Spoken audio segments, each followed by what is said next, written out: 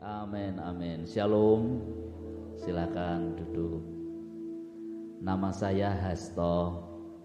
Sudah diberitahu Bapak Pendeta ya? Iya, saya Mbak rombongan ini ada Pak Yuswa Darsono, beliau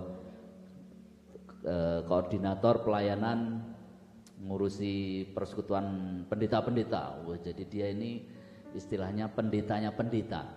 Ya toh, bawa banyak loh pendeta-pendeta sak Jawa Tengah. Perlu Jawa Timur pernah ya? Oh, ya Ponorogo, Jawa Barat juga. Ini luar biasa. Ini kalau saya bilang ini kalau gereja Katolik punya paus ya toh, ini hiu lah. Lumba-lumba. Ya, beliau yang nah ini teman-teman bawa Pak Pras Adi, beliau ini juga pengurus di BWK, di Persekutuan Hamba-hamba Tuhan.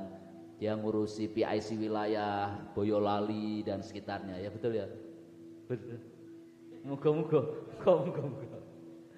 Pak Paulus ini juga, dia PIC daerah mana? Kendal dan ke arah barat, Cirebon, Tegal gitu. Kalau ini namanya Yoses, dia anaknya Pak Yuswa Darsono, pemain keyboard kami juga di gereja, cuman sudah punya calon jadi jangan dilirik. Wah, pas ki mantuku ya. Ya kalau itu urusan dengan Pak Darsono ya, dengan silahkan nanti gimana kolaborasinya biar diatur. Ya, kami dari Gereja HTI, JKI HTI di Semarang, dari Gembala senior kami Pak Victor Purnomo, mungkin Bapak Ibu sudah sering dengar nama beliau, lebih terkenal. Kalau saya kan aku jarang, saya ini jarang. Saya ini bagian dari pastoral, saya pendeta bagian ngurusi kebaktian. Jadi semua di HTI atau ada kebaktian, ibadah semua itu saya yang ngurusi, dari pemusiknya, WL-nya semua, aser semua lah pokoknya ngurusi. Baik kebaktian umum, youth juga under supervisi saya juga, para pelayannya, terus ada kebaktian gemas, menggemaskan, oh bukan, generasi emas maksudnya. Kapan itu? Generasi yang 60 tahun ke atas kami. Baru aja kemarin 2 Sabtu yang lalu atau Sabtu yang lalu saya lupa. Sabtu yang lalu, seminggu yang lalu kami ada ibadah khusus gemas sebulan sekali. Itu juga ada. Jadi semua Tuhan anugerahkan saya ngurusi yang kayak gitu. Jadi dari dulu sejak gereja yang lama juga ngurusi. Dan puji Tuhan sampai sekarang saya juga masih WL. Saya menjadwalkan diri saya sendiri. Saya tidak mau enak-enakan, wah wis mentang-mentang wis jadi pendeta wis rak meh WL nah ndak. Karena saya belajar dari satu hamba Tuhan namanya Bill Wilson, orang New York Amerika Serikat. Dia itu punya sekolah minggu terbesar di dunia menurut saya. Ya, dari awal dia itu ngajar sekolah minggu, bikin sekolah minggu, tapi dia kerjanya juga apa? Nyopir bis. Jemputi anak-anak, bis gede gitu, bis sekolah gitu, gede gitu. Sampai tua pun, sampai sekarang umur mungkin sudah 70 lebih, dia masih nyetir, jemputi anak-anak. Jadi saya terinspirasi, saya tidak mau enak-enakan duduk lah. Sementara mereka menikmati berkat Tuhan, duduk dekat tahta, saya duduk rodok adoh, saya tidak mau. Saya mau dekat juga. Amin. Jadi kita mau belajar bersama-sama pagi ini. Kemarin saya temanya saya mengikuti gereja aja, mendekat pada Tuhan. Saudara, saya merenung sekian waktu ini. Sebenarnya ya saudara, kalau saya renungkan, kalau orang itu makin dekat dengan Tuhan, enak sih saudara. Tapi kok saya renungkan sidik lagi, secara daging tuh enak. Serius. Sebagai contoh satu aja lah. Daud ini kurangnya apa sih? Di Alkitab berkata, dia itu biji mataku. Artinya apa? Cedak banget. Dia kekasih Tuhan, cedak banget. Saudara pengen jadi kayak Daud? Mendekat-dekat dengan Tuhan itu, saudara. Prosesnya banyak atau enaknya. Karena kita seringkali cuma lihat hasil akhirnya tok toh. Wah, Daud enak jadi raja, penyembah, pemazmur yang dikasihi. Di Alkitab dikatakan. Ya betul. Tapi kan saudara tidak pernah melihat bagaimana dia ngadepi Goliat. Ngerasakan, bukan melihat. Yang lihat memang kita tidak pernah lihat ya. Tapi merasakan, membayangkan, merenungkan. Ya kita enak aja, kan menang Pak. Wah, dengan batu dia kecil bisa enak menghindar ini.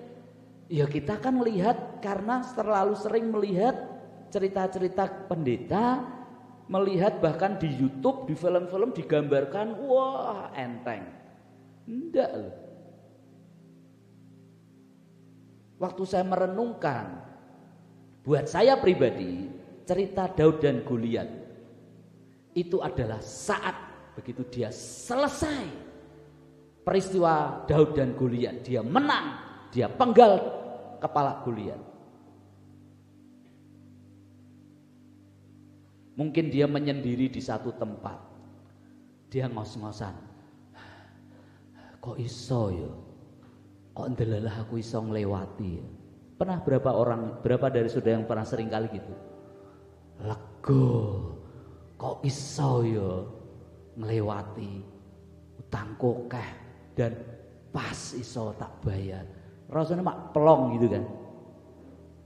Dan jangan dikira Daud itu tidak nglewati yang koyok ngono. Dan pada waktu perenungannya itulah saya percaya, ini yang Roh Kudus ajarkan buat pribadi saya. Saya tidak tahu secara teologis apa. Tapi waktu saya renungkan, saya pelajari, setelah itulah dia menulis Mazmur 23. Kok bisa Pak? Ya, bisa.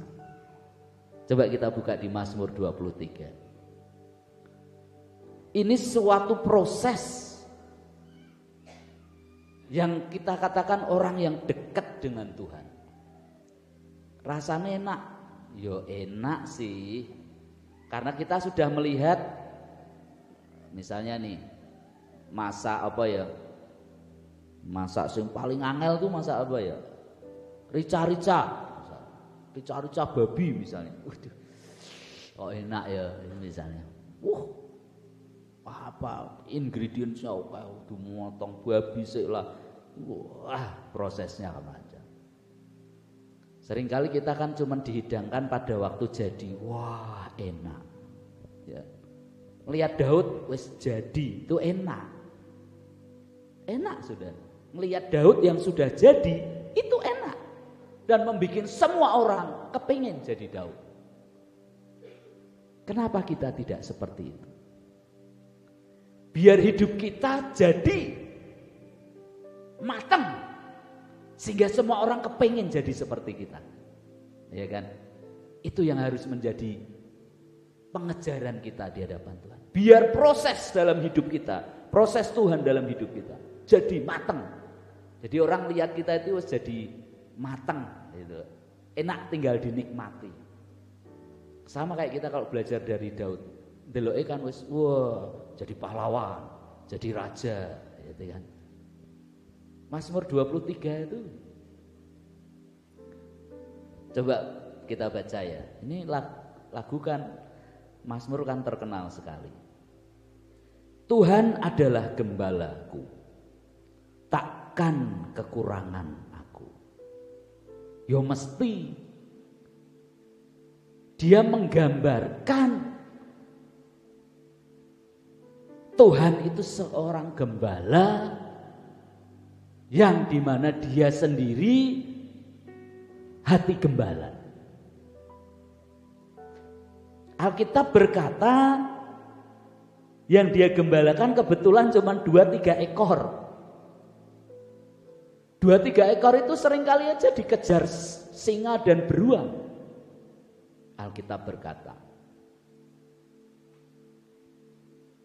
Dan dia berkata, kalau dia bisa berkata Tuhan itu gembalaku takkan kekurangan aku. Dia melihat Kalau dia dengan domba-dombanya aja dia itu begitu care, begitu perhatian, dia tidak ingin melihat domba-dombanya ngelih, kelaparan. Dia pasti akan mencarikan makanan maksimal, kerja keras. Dia membayangkan, Tuhan, Engkau pasti seperti itu. Aku tidak akan kekurangan, pasti. Apalagi Engkau ini pencipta. Dikatakan ia membaringkan aku di padang yang berumput hijau. Ia membimbing aku ke air yang tenang. Ia menyegarkan jiwaku. Ia menuntun aku di jalan yang benar oleh karena namanya. Dia lagi asik-asik jagai dombanya, ngasih makan, main-main bergulingan di rumput yang hijau sama domba-dombanya, seneng gitu ya. Domba kalau kecil itu kan nyenengke, gemeske itu, pengen tak pidas rasanya gitu kan. Ya toh, iwel-iwel gitu. Glundung-glundung. Makanya dia sungguh-sungguh mempertahankan menjagai domba-dombanya itu. Begitu dimakan singa, mau dimakan singa, dihajar singanya habis. Beruang berani hadapi. Tanpa dia sadari, dia lagi asik itu dipanggil sama ayahnya. Antar makanan ke kakakmu di perang, di medan perang. Hah? Dia sana. Ya kan, lagi asik main-main, lagi dombaku piye iki? Tak titipke sik. Ya dia taat orang tua. Mazmur berkata, sekalipun ayahku dan ibuku meninggalkan aku. Daud ngomong gitu. Dia istilahnya tidak terlalu dianggap oleh ayahnya. Wis pupuk bawang lah zaman anak tidak terlalu diunggulkan misalnya. Iya kan? Jadi dia berangkat dalam ketaatannya kepada orang tua, dia berangkat. Di sana dia malah melihat peristiwa yang saudara tahu semua, cerita Goliat nantang orang Israel. Anak polos, ya, yang punya idealisme tinggi, punya standar tinggi, perfeksionis mungkin. Dia dilatih sedemikian rupa di padang belantara ngurusi domba. Dia ngertinya ini, perhatikan baik-baik. Banyak generasi ini kayak seperti ini, Bang. Harus seperti ini, harus seperti ini. Ya. Firman Tuhan ngomongnya gini. Begitu dia dengar, loh, Tuhanku kok diece, kendeli, loh, rak trimo tuh aku. Untung waktu itu Daud tidak mendirikan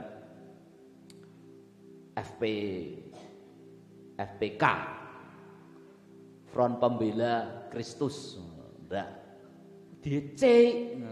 Begitu langsung dia buka pendaftaran siapa yang jadi anggota. Udah. Iya kan? Dia lihat, loh, bangsa Israel, dan dia tahu loh Israel itu pilihan Tuhan. Dia bisa tahu. Bangsa kesayangan Tuhan DC. Rak trimo aku. Ya kan? Emosi jiwanya anak mudanya bangkit. Keidealismeannya, standarnya di dalam dia mengenal Tuhan, terhadap kebenaran firman kesenggol. Rak bener ini, maju dia. Ora mikir, jenenge cah nom. Saya mau beritahu Bapak Ibu Saudara, ada satu hamba Tuhan, orang Indonesia tinggal di Amerika sudah.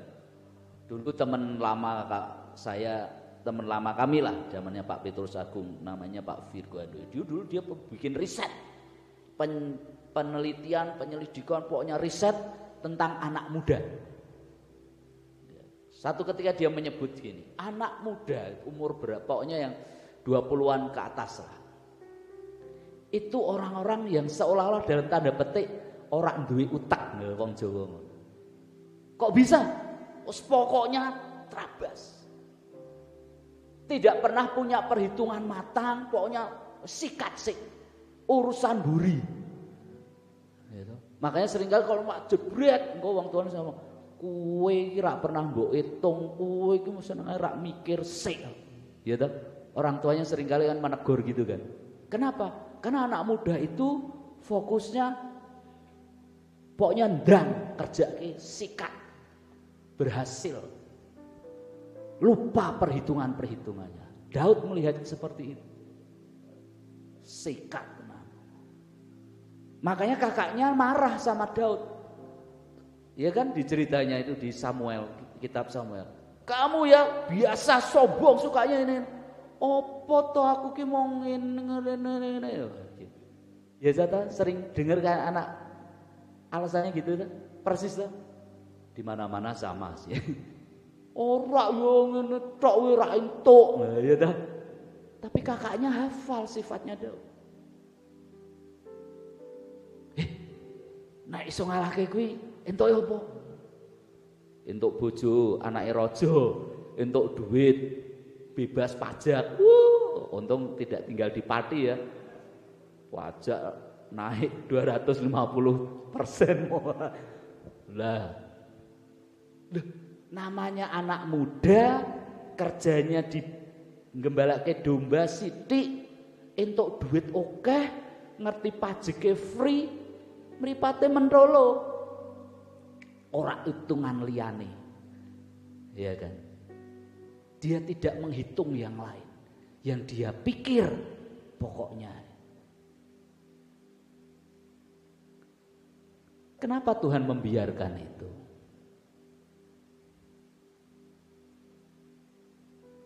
Kenapa Tuhan tidak bicara? Ojo ganti yang lain. Kenapa? Itulah kalau Tuhan sudah suka dengan seseorang yang dari kita katakan dekat dengan orang, Tuhan itu dalam tanda petik sengojo. Ayub sengojo dintai, gitu. Itu dekat dengan Tuhan loh. Iya kan? Loh Pak, maksud kami mendekat ke Tuhan itu dalam hadirat Tuhan ini. Iya, lu Daud juga. Daud nek ora ngalami gitu, dia ndak. Mazmur-mazmurnya dia tulis itu karena pengalaman dia jalan dengan Tuhan. Baru dia nulis. Pengenalan dia akan Tuhan baru dia tulis. Begitu dia lihat nekat ngadepi Goliat. Saya pernah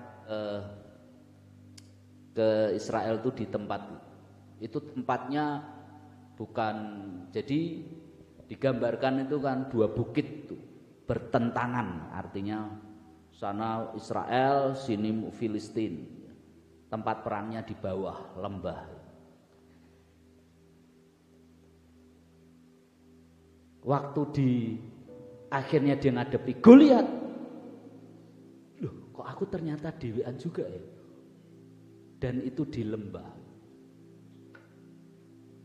Dan detik dia ngadepi Goliat itu, makdek ya. Wis kadung. Ora iso mundur.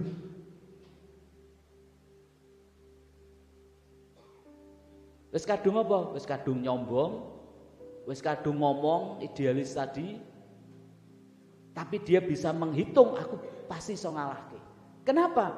Lah beruang kowe tak sikat, singa kowe tak sikat, mung kok ngene sebenarnya iso. Cuman aku ra ngira nek kondisine kaya ngene ternyata. Dan dia tidak tahu bahwa itu adalah bayang-bayang maut. Dia bisa kalah dan mati di situ.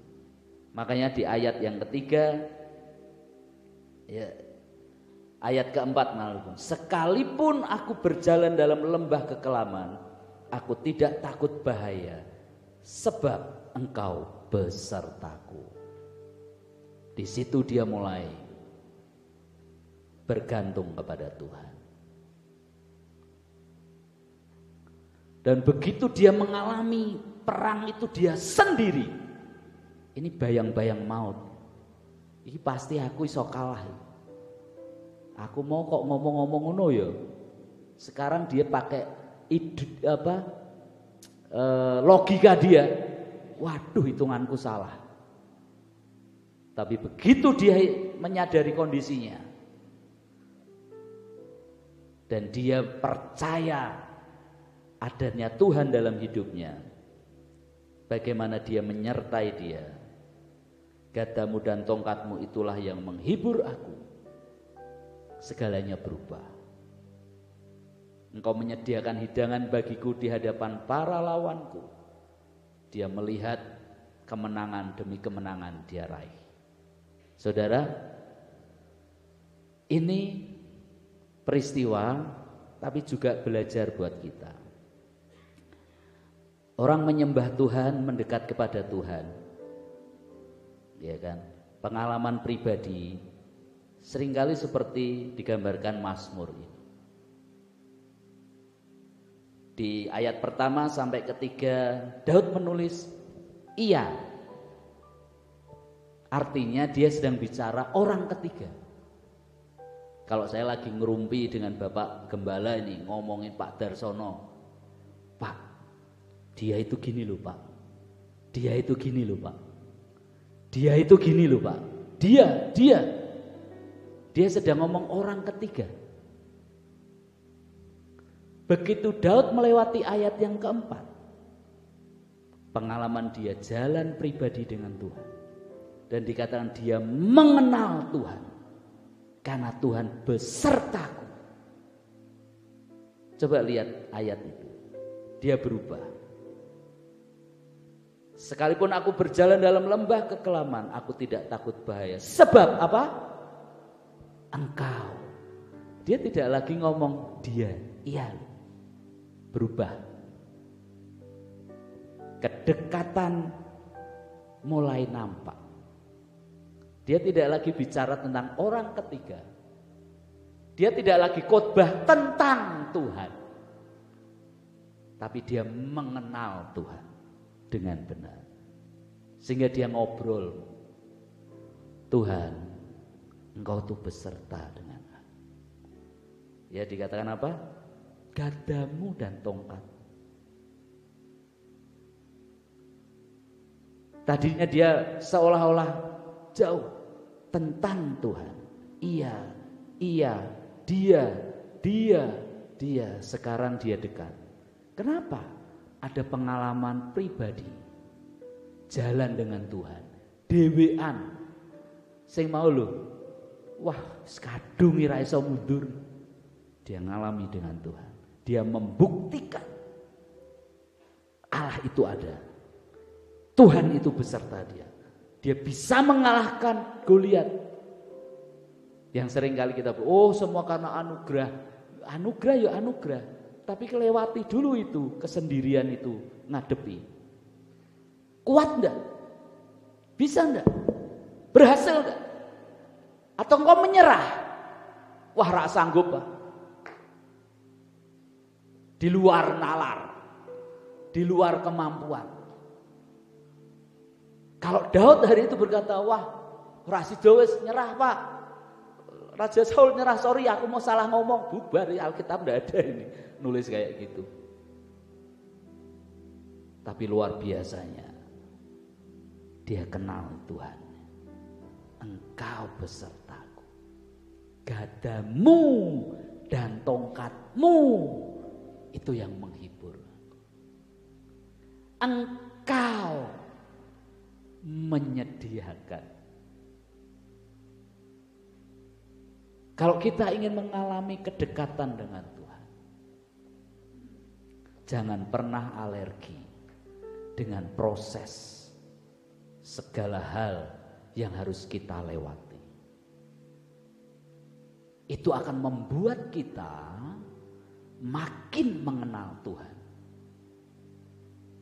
Membuat kita menyembah Allah yang kita kenal lewat proses yang kita alami. Daud bisa menyebut dia itu gembala. Dia menyediakan yang kita perlukan, menyediakan hidangan. Kenapa? Karena dia melewati ngerti dan dia kenal saat di tengah-tengah kesulitan. Jadi Bapak Ibu Saudara,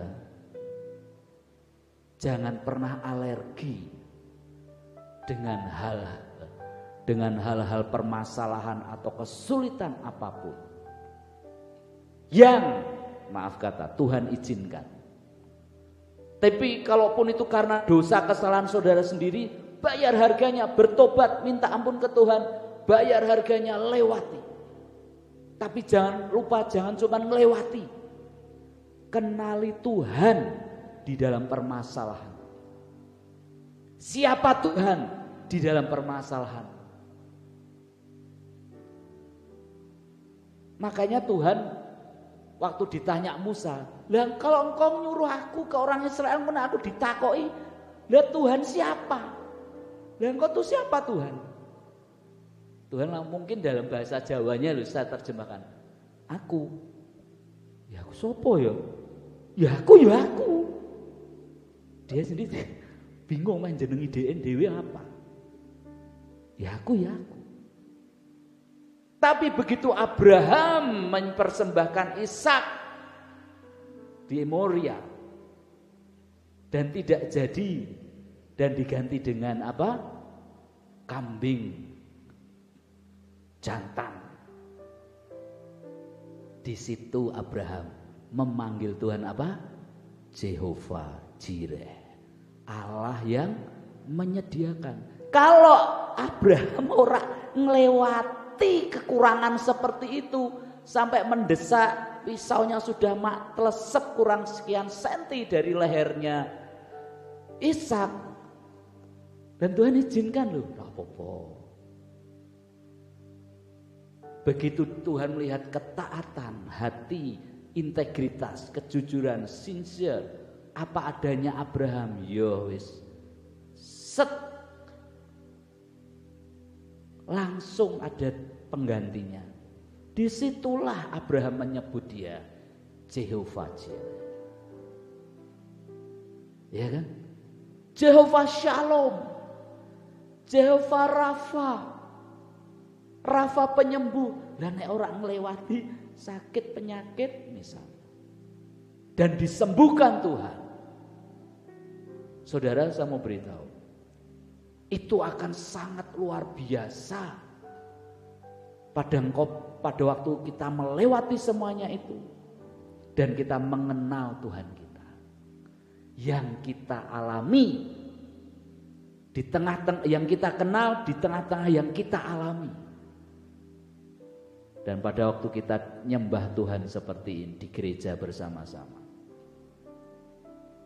menyembah Dia, itu adalah mengenal Dia yang kita sembah, ya kan? Jadi Daud melewati prosesnya, dia lewati. Yo tidak enak saudara, serius, di mana-mana di dunia lapisan barat, timur, utara, selatan, semua sama. Namanya proses itu tidak enak. Tapi bandingkan dengan hasil matangnya, lihat bagaimana Tuhan memuliakan Abraham, memuliakan Musa, memuliakan Daud, hamba-hamba Tuhan yang begitu dekat dengan Tuhan. Mereka semua melewati. Bahkan orang yang sangat luar biasa, ya saya selalu belajar dalam hal hadirat Tuhan, yang dekat dengan Tuhan. Daud Pak, mungkin iya sih, tapi Daud mungkin tidak mengalami hadirat Tuhan sehebat Musa. Musa itu 40 hari di dalam hadirat Tuhan.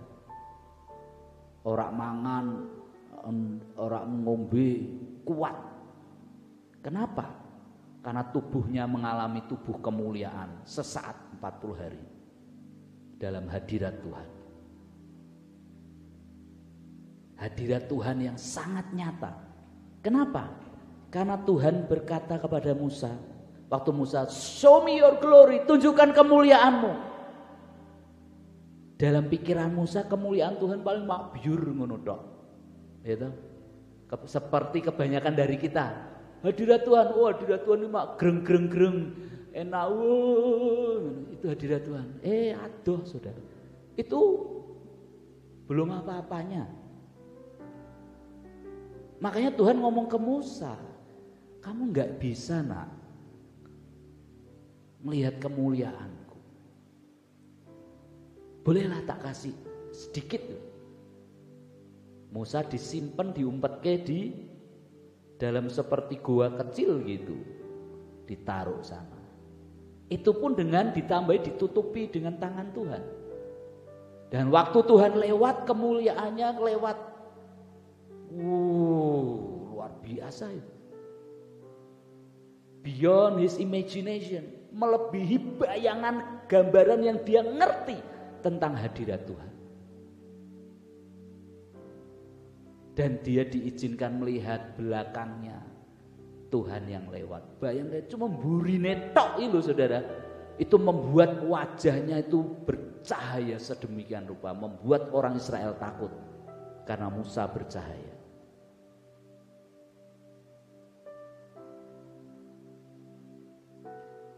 Kemuliaan hadirat Tuhan, dekat dengan Tuhan. Musa pun mengalami proses yang sama. Tidak enaknya kalau dekat orang yang sudah dekat dengan Tuhan. Saya juga kadang berdoa, Tuhan tolong ya. Salah sidik itu ambiar saudara. Kayak Musa. Dia cuman harusnya suruh ngomong, tapi malah ditutup. Dan dia gagal di situ dan tidak masuk tanah Kanaan. Begitu dekatnya orang dengan Tuhan, itu bahayanya juga besar. Tapi saya mau beritahu saudara, di dalam Kristus kita semua pasti bisa. Kenapa? Karena dia sudah buka itu tabir bait Allah. Dan lewat Kristus kita semua diizinkan mendekat kepada Tuhan. Kalau sudah ada jalan tol yang bebas hambatan masuk menghadap Tuhan, bebas seperti itu, tidak kita gunakan fasilitas ini dengan sebaik-baiknya untuk kita ini mengenal Tuhan dan mendekat kepada Tuhan, melewati semua proses yang ada, dan kita tidak manfaatkan fasilitas itu, ya kita bodoh, ya kan? Wono jalan alus enak, jalan tol ke Surabaya nekat lewat jalur selatan, lewat Lasem, lewat Rembang, jalannya pecah-pecah itu, wow. Lah lewat tol enak lurus bles. Ya rak gratis sih memang segala sesuatu, ada harga yang harus dibayar. Tapi itu yang Tuhan sediakan. Kita bisa bebas menghadap Tuhan, menyembah Tuhan, dan mengenal Tuhan. Amin. Jadi saya berdoa pagi ini, apapun saudara yang kita lewati, kenal itu. Lewat semua peristiwa yang ada, sehingga kita ini bisa menyembah Dia sebagai Tuhan yang kita kenal. Jadi bukan seperti Ayub berkata di Alkitab, di kitab Ayub berkata, dahulu aku dengar karena kata orang Tuhan itu seperti ini, tapi aku dengan mataku sendiri aku mengenal Dia, ya kan? Dan menyembah Dia dengan benar. Saudara, dalam kitab Yohanes, saya tutup dengan ini ya. Mari kita buka Yohanes 4. Percakapan dengan perempuan Samaria. Saya berkata kepada banyak jemaat waktu saya sampaikan ini, bahwa menyembah Tuhan itu adalah dengan cara mengenal Tuhan. Perhatikan baik-baik ayat yang ke-10 dari Yohanes pasal yang keempat. Ini saya lompat aja, saya tidak akan bacakan seluruh ceritanya, saudara bisa baca sendiri dan mungkin sudah tahu ceritanya tentang wanita Samaria, perempuan Samaria yang Tuhan minta air minum ke dia. Ayat 10 katakan, jikalau engkau tahu, ya ayat 9 saya ulang dari ayat 9. Maka kata perempuan Samaria itu kepadanya, masakan kau seorang Yahudi minta minum kepadaku seorang Samaria? Sebab orang Yahudi tidak bergaul dengan orang Samaria. Ayat 10, jawab Yesus kepadamu, jikalau engkau tahu tentang karunia Allah. Ayo gue. Sudah kenal dengan anugerah Tuhan, kasih karunia-Nya? Perhatikan baik-baik. Dan tahu, ya kan? Karena kalau engkau tahu tentang karunia Allah dan tahu siapakah dia yang berkata kepadamu, berilah aku minum, niscaya engkau telah meminta kepadanya dan ia telah memberikan kepadamu air hidup. Jikalau engkau kenal, engkau tahu, you know bahasa Inggrisnya, dia yang berbicara kepadamu. Ayat selanjutnya kita lompat di ayat 22. Ayat 21 berkata, mulai ayat 21 dari Yohanes 4 nih. Kata Yesus kepadanya, percayalah kepadaku hai perempuan, saatnya akan tiba bahwa kamu akan menyembah Bapa bukan di gunung ini dan bukan juga di Yerusalem. Kamu menyembah apa yang tidak kamu kenal. Kami menyembah apa yang kami kenal. Sebab keselamatan datang dari bangsa Yahudi. Yesus mau menjawab, kamu tuh harus kenal siapa yang kau sembah.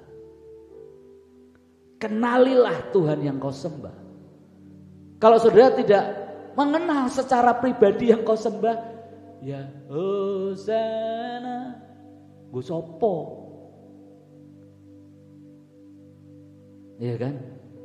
Hanya sekedar tahu tok, tapi bukan kenal. Bahasa Indonesia pakai kata tahu. Tahu itu ya mengerti tok. Tapi bahasa Inggrisnya you know him.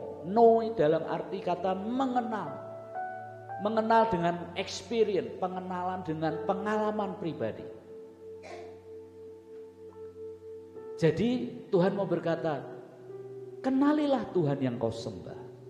Engkau menyembah yang tidak kamu kenal, tapi kami menyembah Allah yang kami kenal. Dan pengenalan kita akan Tuhan, siapa dia, hanya bisa kita kenali lewat proses-proses yang Tuhan izinkan terjadi dalam hidup kita. Jangan alergi, jangan gampang cengeng, teriak, ra enak dan segala macam. Belajar seperti Daud melewatinya. Daud dewean loh saudara. Musa dewean. Abraham sendirian. Paulus sendirian. Semuanya sendiri saudara. Dan masuk surga itu tidak gandeng-gandengan, tidak rombongan. Masing-masing saudara masuk sendiri. Jadi pengenalan akan Tuhan secara pribadi itu akan melatih kita mengenal Tuhan yang kita sembah.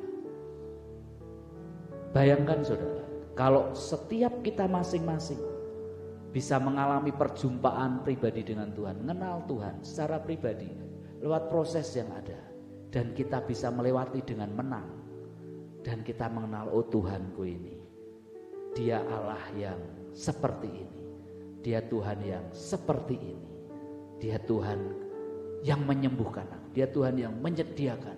Dia Tuhan yang pembelaku. Dia Tuhan penghiburku.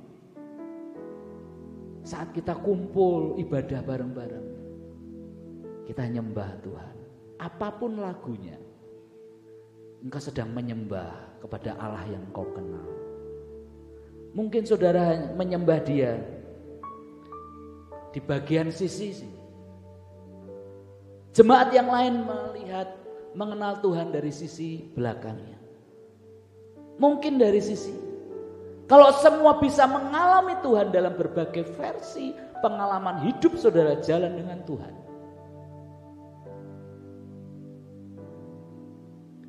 di tempat ini pribadi Tuhan yang luar biasa ini, dalam berbagai karakter, dalam berbagai kepribadian Tuhan yang luar biasa yang dikenal umatnya, turun di tengah-tengah kita, kemuliaannya akan sangat luar biasa. Amin. Dan itu Tuhan anugerahkan buat setiap kita, siapapun, buat jemaat di sini, buat semua yang ingin mengenal Tuhan. Jangan lelah, jangan hanya andalkan kalau di gereja aja bisa menikmati Tuhan, hadirat Tuhan seperti itu. No, hadirat Tuhan, penyertaan Tuhan, itu bisa saudara alami dimanapun saudara. Seperti Daud berkata, gadamu dan tongkatmu itu yang menghibur aku. Orang enak, tapi itu engkau besertaku. Amin. Saya tutup dengan kesaksian. Baru fresh, saya cerita di persekutuan musik saya sekian Jumat yang lalu. Sekian minggu yang lalu Pastor Sidney Mohede dari JPCC konser di tempat kita, worship night, hari Selasa malam. Wah, luar biasa, saya ikut menyembah Tuhan, saya menikmati apa yang Pastor Sidney ini bawa dari Tuhan. Saya mengakui beliau ini salah satu imam pujian dan penyembahan bagi bangsa ini. Saya menikmati. Dan seharusnya saudara, semua setelah selesai itu doa penutup, doa berkat itu Bapak Gembala kami, Pak Victor. Ya kan? Karena dia yang buka, terus dia sharing juga sedikit di tengah-tengah. Setelah itu lanjut konser lagi, dan waktu penutup seharusnya dalam rundown yang ada sudah dikasih tahu semua. Rundownnya Pak Victor yang berdoa, tutup dan ucapkan berkat. Tiba-tiba tengah-tengah nyanyi enak nyoba Tuhan rame-rame. Pak Victor di sebelah saya jawil saya. Has, ya Pak, kamu yang nutup doa ya? Loh, rundownnya Pak Pendeta. Kamu aja, kamu ketua panitia nih. Loh, enggak apa-apa dong. Pak Gembala aja biar komplit, asik gitu kan. Bapak Gembala yang memberkati kan luar biasa. Orang-orang kowe.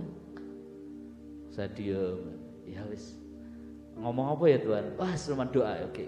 Tuhan, tolong aku berdoa dalam ketepatan. Sudah. Begitu selesai saya doa, sudah saya doakan. Dan ini yang saya ini renungkan juga. Dan saya bersyukur saya mendoakan. Saya doakan.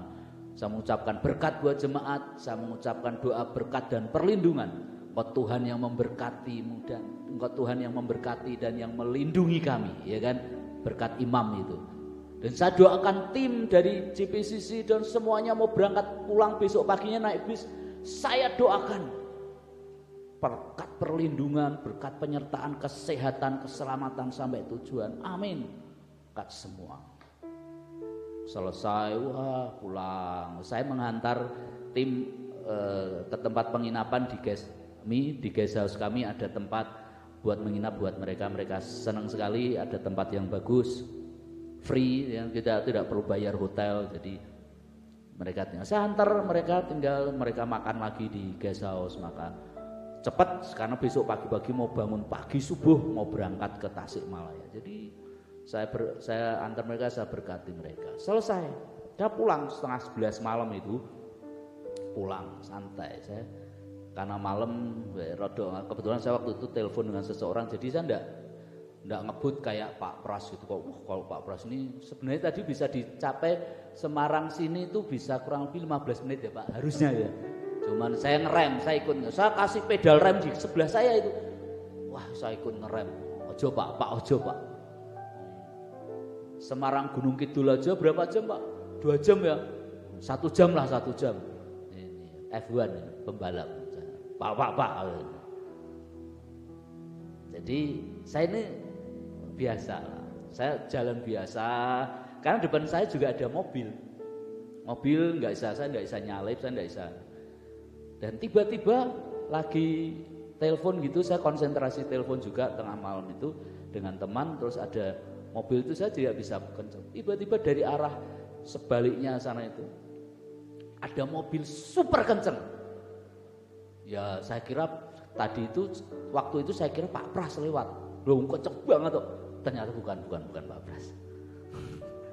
Saking kencengnya semua, wah, saya kaget. Mbak temenggengen gitu kan, kaget wong jek telepon, jalan ndak kenceng. Ya saya kadang biasa kenceng juga sih, tapi hari malam itu saya ndak kenceng. Biasa saya ngaku, maaf ya Pak Pras, bukan Pak Pras Pak yang kenceng. Saya juga kadang rodok kenceng, rodok. Tapi saya itu karena ada mobil depan saya ndak bisa kenceng. Saya paling jalan 40 km lah mobilnya, karena saya ngikuti jalurnya. Tiba-tiba kenceng banget dari arah berlawanan. Wah, saya kaget. Dengan kaget itu saya tetap jalan, ndak berhenti. Kok aku malah jalan berhenti? Saya lihat spion saya hancur lebur sudah sebelah sopir. Sampai saya diam ini bingung. Saya orangnya sudah ya, sebentar ya, matiin teleponnya. Saya diam, berhenti di tengah jalan itu sekian, mungkin 10 meter kemudian saya baru berhenti. Lah, kok sudah kiwir-kiwir gini? Spion mobil saya kiwir. Waduh, tak buka, hancur sudah. Kaca spionnya hancur, itu penutupnya hilang. Wes rak karuan. Waduh, saya balik, akhirnya saya balik. Sepi om 11:30 malam. Saya balik, sampai saya itu tidak tahu dan tidak ingat dan orang ngerti lah. Itu mobil opo sampai nabrak saya itu, saya tidak lihat. Saking kencengnya, bus hilang, roh itu. Saya balik ke tempat kejadian itu, untung beberapa pecahan-pecahan masih bisa saya kumpulkan. Cuman yang saya tahu, yang nabrak saya itu warna putih. Kenapa? Covernya spion dia juga hancur kelihatannya, lepas, warnanya putih di situ. Sambil saya taruh di trotoar, siapa tahu dia balik ngambil juga. Kasihan, hancur gitu. Saya diem. Orang yang di situ, orang-orang apa yang nggak tahu, mungkin pemulung apa ya, tinggal di pinggiran jalan itu sampai ngomong gini. Wah mobilnya kenceng sekali Pak itu tadi, langsung hilang. Oh iya Pak, ya wis lah. Saya diem, saya ngomong gini Pak Tuhan. Saya diem kayak gitu, diem cek. Ya kan sudah ki bolonge iki salah ya kowe ora berdoa wis oke, ya toh. Pengurapan tadi pagi ya sudah berdoa, pengurapan apa. Sudah. Padahal aku tadi yang berdoa, doa berkat, doa perlindungan loh sudah. Kok yo jek sama cetak gitu loh. Saya merenung, Tuhan, ada apa? Berapa banyak yang dari saudara gitu? Aku wis doa loh, tapi jek tetap keserang. No way. Gitu. Aku hidup wis sampai baca Alkitab doa. Kok yo no way. Ada yang suka komplain seperti itu? Untung saya tidak komplain hari itu. Saya bersyukur sekali. Kenapa? Karena minggu sebelumnya saya khotbah tentang jangan komplain. Mateng ra kowe. Jangan apa kapan hari Pak? Jangan bersungut-sungut. Oh, kowe. Saya langsung diingatkan Tuhan. Oh ya, puji Tuhan, saya bersyukur. Dan Pak Gembala saya juga mengingatkan, untung loh, cuman spion. Coba sak body entek. Saya, ya puji Tuhan. Tapi di situ sekian hari itu saya masih bertanya ke Tuhan. Nopo ya Tuhan? Kan tiap pagi saya ini jalan pagi, olahraga, jalan aja pagi. 4 kilo, 5 kilo gitulah. Saya sambil dengerin Alkitab Bible. Ya tak suruh baca, orang Alkitab nih ngomong audio Bible lah. Saya taruh headset di telinga, saya jalan olahraga. Saya perintahkan Nabi Yeremia, bacain buat aku.